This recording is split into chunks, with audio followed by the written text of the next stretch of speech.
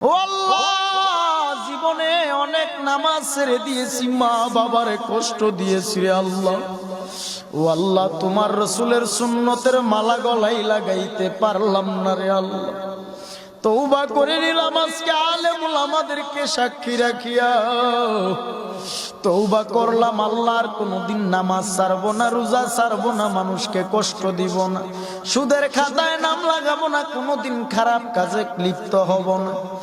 আমার আল্লাহর কাছে যদি একটা বার চোখে পানি ছেড়ে তওবা করতে পারো, আমার আল্লাহ এই মাহফিলের প্যান্ডেলের থেকে বের হওয়া মাত্র জিন্দেগির আমল নামার গুনাহগুলো ক্ষমা করতে পারে কি পারে না? বলেন রহমান তিনি কে, রহিম তিনি কে, রাজ্জাক তিনি কে, জব্বারু তিনি কে? আমার আল্লাহ।